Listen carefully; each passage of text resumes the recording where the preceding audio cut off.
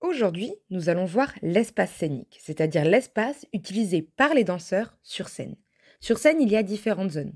À droite, on appelle ça le côté court. À gauche, c'est le côté jardin. Au fond, on appelle ça le lointain. Devant, c'est l'avant-scène. Et au centre, c'est le milieu de scène. Sur cette vidéo, on peut voir le groupe de danseurs en milieu de scène, c'est-à-dire au centre. Et le soliste est en avant-scène, donc sur le devant de la scène, proche des spectateurs. Sur cette deuxième vidéo, on peut voir un groupe de danseurs à côté court et l'autre à côté jardin, pendant qu'il y a deux danseurs au fond de scène, c'est-à-dire au lointain.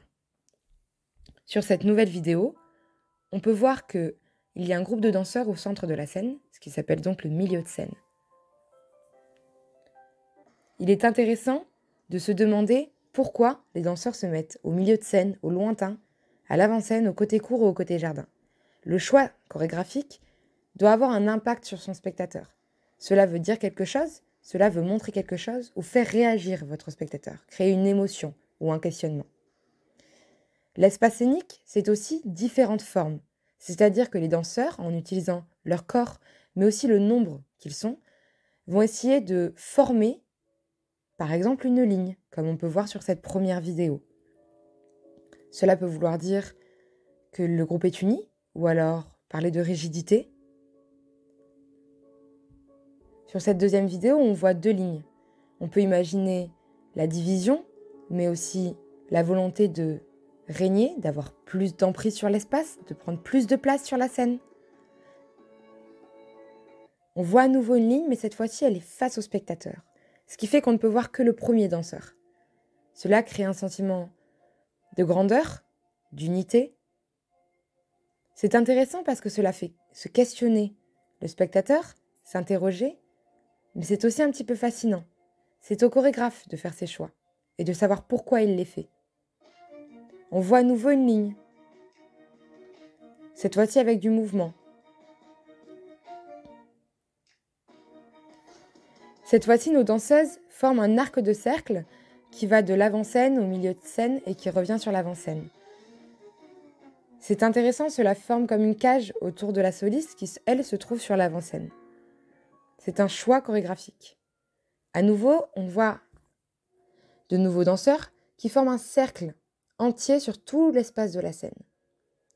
C'est intéressant, ça crée la surprise chez son spectateur, le questionnement, mais aussi un sentiment de fascination. On voit à nouveau l'utilisation d'un cercle, mais cette fois-ci avec un seul danseur, pendant que le reste du groupe est au centre, au milieu de scène. Cette fois-ci, on peut voir que les danseuses forment une diagonale qui va de côté jardin à côté court, en traversant la scène par le milieu.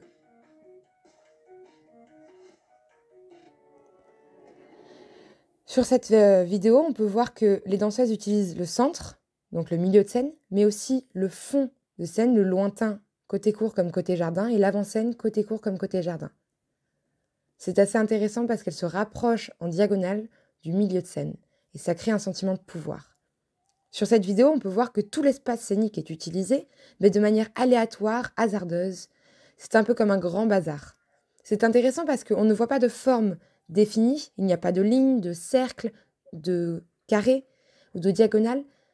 Ce sont des allées et venues de danseurs sur la scène. Ça crée un sentiment de questionnement, d'étonnement, de surprise chez son spectateur. C'est à vous, en fait, chorégraphe, de créer ce sentiment chez votre spectateur. C'est à vous de choisir ce que vous voulez utiliser comme zone. Est-ce qu'on utilisera l'avant-scène pour faire comme si on se confiait au spectateur? Ou est-ce qu'on utilisera le lointain, c'est-à-dire au fond de la scène, pour fuir, pour créer, pour montrer au spectateur que l'on a peur? Il est intéressant de voir si, par exemple, on met toute une partie du groupe à l'avant-scène et on en exclut un danseur qui se retrouve au lointain. Est-ce qu'on souhaite faire un cercle, puis le faire évoluer par une ligne? C'est à vous de choisir maintenant. Il est temps de repartir créer, mais cette fois-ci, concentrez-vous sur l'espace scénique. Merci de m'avoir écouté.